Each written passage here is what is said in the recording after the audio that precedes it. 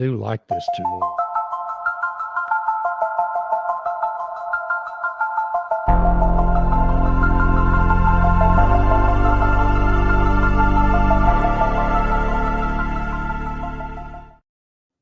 Hey, it's David Blackmon at Energy Empacts. Good to see everybody today. And I'm sorry we're just a couple of minutes late. We're having some technical difficulties. I'm here with Lewis Black, who is the CEO, Director, and President of Almonty, big mining company located up in Canada, tungsten miner. And we've got some news to break here related to Almonty today. I interviewed Lewis, and we were just talking offline about the fact that 5-6 years ago, and he told me what was about to happen in the world of global trade, and I wrote a couple of stories about it, and pretty much everything he said back then has come true, and some of that's good and some of that's not so good. Lewis, it's really good to connect with you again. Hi, David. Thanks for having me. And just as full disclosure, it was entirely my fault we were late because I had a little bit of an argument with the digital system, but I think the system won. But I've taken the high ground, and I feel that I was triumphant, and here I am. So I apologize. Yes. Unfortunately, technology does tend to defeat us humans from time to time. That's for sure. I do feel they're sitting there laughing at us. Yes. AI now, there's a whole section of AI designed to see how far they can push us to a point of pulling our hair out. But we're here now. Mine's just falling out, so I don't have to pull mine out anymore. Okay. Well, before we go into the news here, tell everybody about Almonty, what you do, where you're located, and so that folks have an understanding of your background and the company. Well, my name is Lewis Black. I'm the CEO and founder of Almonty.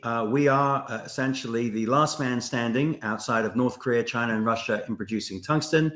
We have coming online in a couple of months the world's largest tungsten mine formerly the world's largest tungsten mine in South Korea. We have been in this sector for a great deal of time. We've developed multiple technologies in order to compete against the onslaught of low Chinese prices, because obviously when you are state subsidized, you can afford to be much more economically available than if you don't have that advantage. And we are basically, as I said, deciding to now relocate from Canada into the US. So we'll be the only American company currently in production. We produce in Europe right now. And everything that we talked about, as we said earlier, unfortunately has come to fruition. So that is a very high level of who we are. One of our mines has been running for 136 years. And I don't know anything about anything else except tungsten. That's all I know. Well, it's a lot to know about. I mean, tungsten obviously is key element for hardening steel, for military applications, for sure, weapon systems. But what else do we use tungsten for? Well, it's really in everything. I mean, it's in every part of an economy. I mean, it's not just industrial and car building and aerospace and boat building and drills and machining, but it then goes through any munitions or armor you want to produce for defense. You need a lot of tungsten, and then into technology, whether it be for semiconductors, you need it for the tungsten gas to pump into every semiconductor. You need it for the screens. You need it for batteries. There's a little bit of it in everything. Imagine that every part of your economy requires a tiny amount of tungsten to actually exist, which is baffling if you think about it, that we only produce 87 to 93,000 tons a year, depending on what Chinese data you believe, for the entire consumption of the world. But without that little bit of tungsten, the US uses, I think, 9,400 tons a year in all of their industries. Wow. But without it, you cannot finish the product. There's nothing you can substitute it with. There's no way of replacing it. It's one of these bizarre metals and it's unique in the sense that it's in everything. Well, the news this week is that, yes, you're in Canada. You've been headquartered in Canada. You are embarking on a move to the United States and listing on the NASDAQ. What are the main motivating factors behind that? Well, I can't really talk about listing on the NASDAQ because there's all kinds of SEC rules that Oh, I'm sorry. I can talk that we've already indicated publicly that we're moving to that, but I can't talk in great detail. But Okay. I think what it really comes down to, the move was I really decided this was a good idea last year before the US election, because the Biden administration did something that was really unexpected and in part terrifying. They announced completely left of field that they were placing tariffs to protect a US tungsten industry that doesn't exist. And why that was terrifying was because there had always been this unwritten tungsten diplomacy amongst nations, because you can have a handbag fight over a rare earths or graphite or lithium because, well, none of them are rare, that they are available really everywhere. Yeah. But tungsten's not. 90% of tungsten currently is produced in Russia, North Korea, and China. And there's not a whole volume of it available outside of there. So there was this tungsten diplomacy, and no one really, they always knew that if it ever became into the fray, people would get crazy because there is no plan B. And there's no way of really developing a plan B in any real time frame because, well, plan B doesn't really exist. There aren't large tungsten mines around. I mean, there's low grade mines that would require vast amounts of government subsidy, but the political and the ideological system that we exist in of the free market means that we can't play that game, and nor should we. You have to be able to stand on your own 2 feet. So when he did that, I said, you know what? Trouble's coming. And I'm an American, despite my accent. And 85% of my material currently comes into the US. I've been able to build this business with US capital from friends of the family, shareholders who have been with me right from the beginning, who, funnily enough, as a little side note, we're one of those unusual junior miners because I'm a large shareholder. I've invested over $13 million of my own money into this, but I still have the same shareholders that I had when I did my IPO back in the TSX 12, 13 years ago. Wow. Not only have I still got them, but they're hugely in the money, which for a junior is unheard of. At this point, I've gone through 3 or 4 sets of shareholders and everyone's still underwater. But I decided, it's time. It's time to bring it home. And 2 main reasons. One, the tax is supportive of growth in the US. And secondly, I don't want to be on the wrong side of the trade here. I think that when you talk about defense and you can't produce munitions or armor, national security becomes an issue. And I want to make sure, as the Russians call it, I have a krisha, a roof. And I can't imagine a better place to seek sanctuary than the United States. Plus, to be honest, I'm in this bizarre situation where a little company like me, little company like we are, can resolve a big problem the US has, which is, 90% of their raw materials for their defense comes from the 3 nations that they are proposing having maybe to defend themselves against, or at least, Ukraine, for instance, all the weaponry we send them, 90% of the materials for that have come from the 3 nations they are apparently defending themselves against. So for me, it's important. I mean, I know that sounds nuts in the 21st century that I actually put something like, national interest before commerciality. But remember, I get the same margin whether I supply the defense sector or the car sector. Yeah. It makes no difference to me. But I've got the luxury of choosing where I put my material. So I did it. So does tungsten, one of the reasons China dominates every supply chain in the world, it seems like it. I mean, it's not really that big, but one of the reasons they're able to dominate supply chains for these rare earth minerals and other critical energy minerals is they control the processing of these minerals after they're mined. Is that the situation with tungsten? Is most of the processing done in China, regardless of where it's produced? No, all of my customers, not all of them, but at least 50% of them, maintain the ability to take my concentrate that I produce and toll it into a downstream product that they consume. We're actually going to build one of our own in Korea shortly, because then we'll be the only vertical smelter in a transparent jurisdiction. But I think we don't have I mean, I know with rare earths, of course, there's really unpleasant waste produced in the downstreaming of rare earth metals, very high toxic levels of uranium and thorium. Sure. We don't have that. We are an alien metal in that regard. We don't need to leak. We don't need heavy metal, acids. We don't create that kind of waste that, nobody wants in their backyard. And it's a well-trodden, route to smelt concentrate. So no, we don't have that problem. So what is the current status of your mine in Korea in terms of getting it up and running? Well, firstly, to be perfectly honest, building in a democracy, you have to be out of your mind. Yes. I bought this mine in 2015. I'm now opening in 2025. I'm on the 8 to 10 year cycle. Now, it was always difficult to build in a democracy. And I know this because I've done it before and we've built out places. But now you literally, if you can get to the finish line without a drinking problem, you've really been able to mentally, survive. Because so Korea is a lot like the United States in that regard. And like Europe, democracies are democracies. It doesn't matter, in what language or what culture they're in. They are their own unique animals that are determined to send people like myself out of their minds. Right. And would I do it again? Oh, I tell you, I don't know. But of course, it adds enormous value to us because nobody in their right mind would do this. But we are now, in the last couple of months, I'm going through the usual, dramas with contractors as they know that the dream is almost over of looting me for every nickel and every kidney that I may have.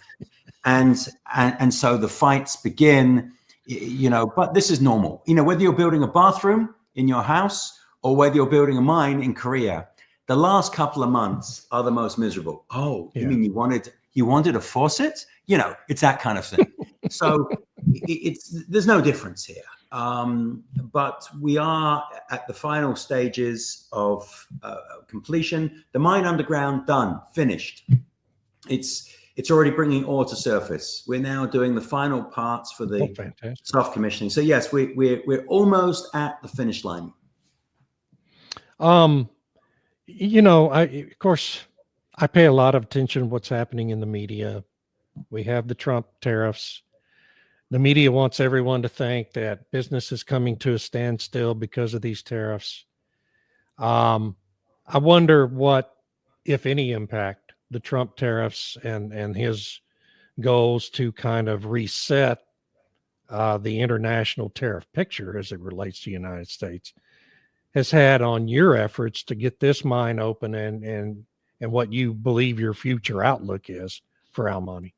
Well, the tariffs haven't affected us at all. I mean, the tungsten is exempt from any tariffs coming to the US because it's a strategic metal. It's in their top 5. See, people don't understand that.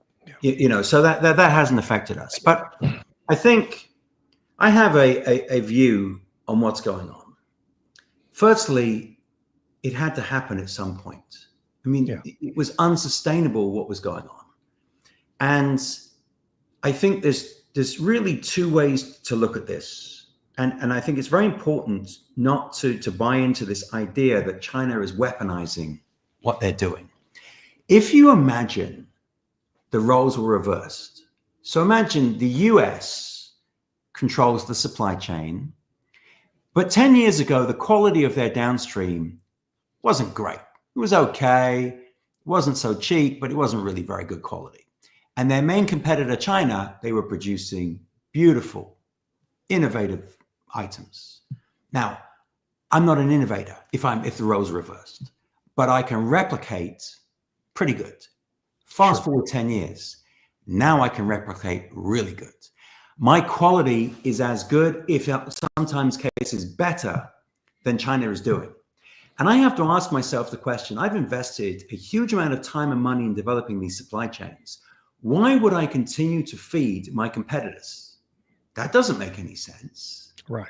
Would we be having this conversation if it was the US controlling this, China? Good luck. So it's, I think if we look at this purely in commercial terms, I don't think what China is doing is unexpected. It was going to happen. My customers took the view that it would happen when they were retired.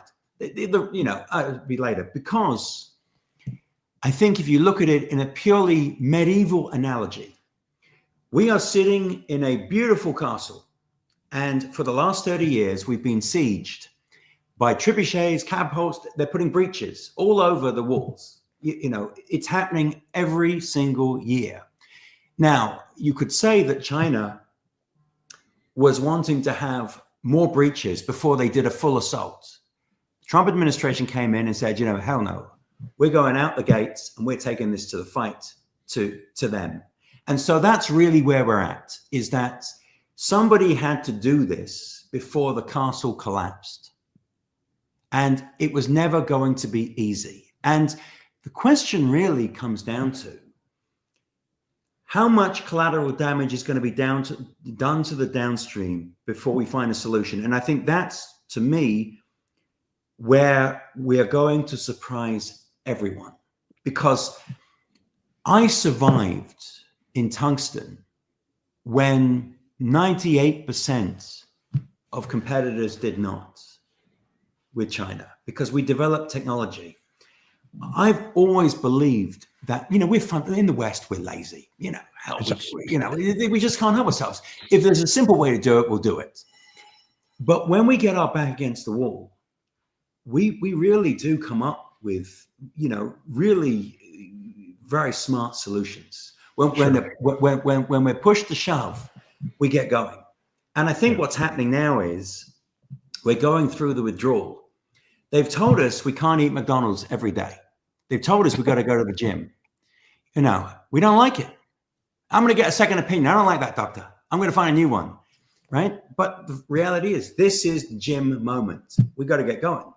And we're going to find solutions. And we found solutions in the past through recycling after 2008, when China canceled all the supply contracts under a force majeure alleging, national security, which of course is absurd, but that's, that they can do what they want. And we got going. We developed technologies to recycle hard metals. So in tungsten, we saw 50% of our feed now coming from recycled products. Now, we can't really go further than that, but I believe that we will find solutions. And we're already being asked by our customers to work studies. We have a very extensive laboratory in Portugal to work studies on looking at recycling, different products, different forms. We're recovering through tailings, different forms of tungsten. So I'm an optimist. The press wants a story. Everybody blames Trump for everything. Yeah. But somebody had to do it. You couldn't keep eating fast food. At some point, you're going to drop dead with a heart attack. And speaking, talking about China, your point about China is so well made. And I remember from the first time we spoke, you made this point to me that I think I have always been kind of aware of, but never really thought about in these terms. You made the point to me that the United States and the rest of the Western world decided to get out of the mining business and the processing of all these metals businesses. These heavy industries made a conscious decision to get out of it and farm it all out to China back in the late 70s and early 80s. So from China's perspective, what's happening now has to seem like, in their view, kind of, almost a trading of the deal, right? We took on all these heavy industries and we built them and we control all the supply chains now. Now you're telling us you don't like that and trying to free yourselves from it, right? I mean, isn't that really how they're probably looking at it in Beijing? No, I mean, I think in Beijing, they're looking at it that this is just business. It's not personal. Yeah. I mean, they caught up. Their downstream caught up. They didn't innovate, but they caught up. And now you have to ask yourself, we're trying to guilt them into continuing to supply their competition. Right. I mean, why would they do it? That doesn't make any sense. And what's in it for them? I mean, that's really what this comes down to, is if the shoe was on the other foot, what would we do? Oh, we do exactly what they're doing. Precisely. So I don't think this weaponization and, that this was always going to happen. We gave up the raw material supply chain because we actually thought that, well, firstly, we got very rich from cheap raw materials that were subsidized by the Chinese government. So that was very helpful for our balance sheets. But we actually thought that if they got a taste of our money, of our business, we were their go-to customer, they'd never leave us. But isn't that exactly what companies like BlackBerry thought? I mean, you know, really, what a great analogy. They took the fact that they took their supply chain for granted. They made an assumption, and as they say, an assumption is the mother of all. You know, right? It's you know, there was no plan B because there never had to be. And I think the Trump administration is, you know, could it be delivered more gracefully? Probably, but that's, you know, the guys from New York. I live here in New York. This is how business is done. There's no finesse. They know there's a problem, fix it. Yeah. You know, they're not asking nicely. They're saying, guys, you know, this isn't just the US government. This is every allied democracy took the same view. Everyone is in the same boat. Come together and fix it, because your other option is to pucker up to China and continue, really, to be honest, the enslavement of it. You're allowed to exist through the generosity of your supply chain. Yeah. What an insane way to exist, to be. Well, it's obviously not a sustainable situation. You can't, as the United States, you can't be in that situation.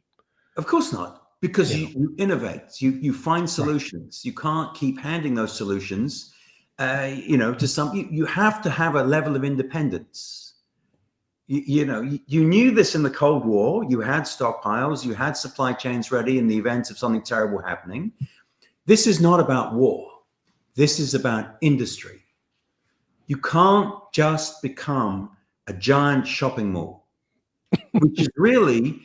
Because, you know, I know that the you know, previous, you know, politics have said that a shopping mall concept is fantastic. We do nothing.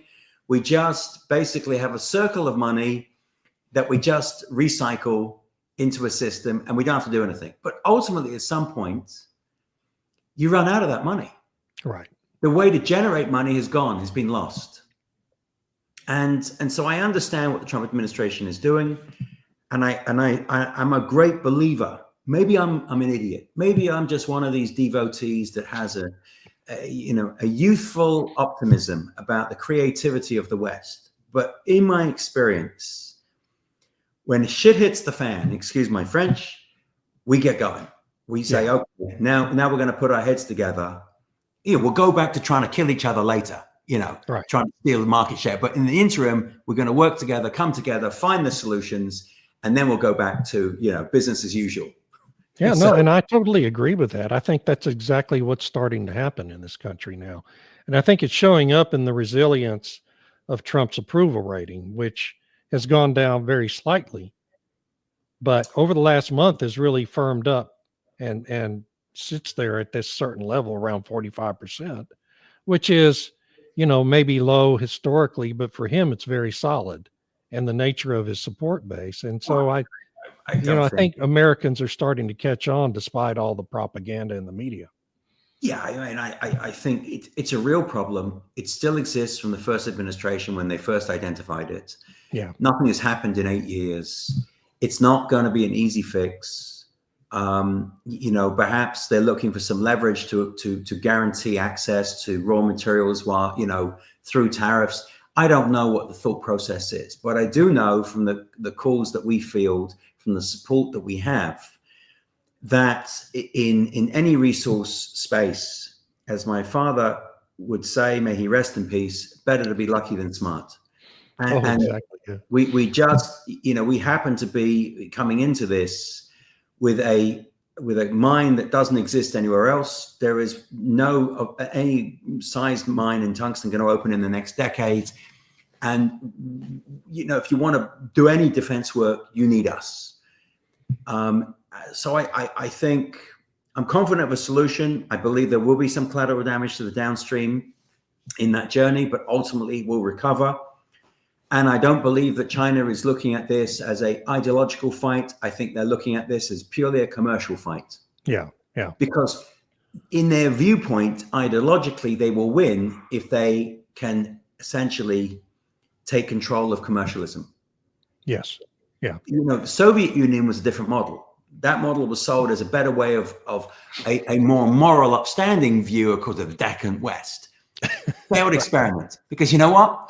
Everyone loves McDonald's, and they love a little decadence in their life. Maybe not every day, but every once in a while. The Chinese way is much more commercially driven.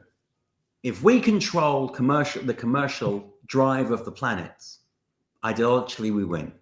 We're able to pivot ourselves to a point where no one can compete with us, because we can make things happen. And we have companies in China are driven first and foremost by national interest and commercialism second. This is a whole, and so therefore there's a concentrated focus. Whereas in the West, we are driven by margin. We're driven by margin first. And if that happens to embrace national interest, that's okay. That's a win. Yeah. But it's not our reason to get out of bed. So back to Almonty, obviously the commodity price is really important to your business. And I'm just wondering, what is your outlook for commodity prices, over the next year or so? Well, this is actually an interesting question, because as we've seen in antimony, which has gone through the roof, yes, that's in fact driven a lot of new capital into developing supply chains in antimony. That was banned in October of last year. The recent ban by China in things like tungsten and rare earths, they seem to be, tungsten is more difficult to control. Again, today we reached a 2012 high, so we're on the up, because it's a little different. But rare earths and lithium and things, they've certainly fought very hard to keep prices low, because you see, defending your market share on the supply chain is very difficult if an entire market then starts deploying new capital. So I think there's going to be a bit of a tug of war on pricing. We've tried to shield ourselves at Almonty by having hard floors and no cap on the upside on our offtake. So if China collapses the price, we can still exist, because that's a problem I've seen repeatedly. But pricing is going to be a very interesting journey.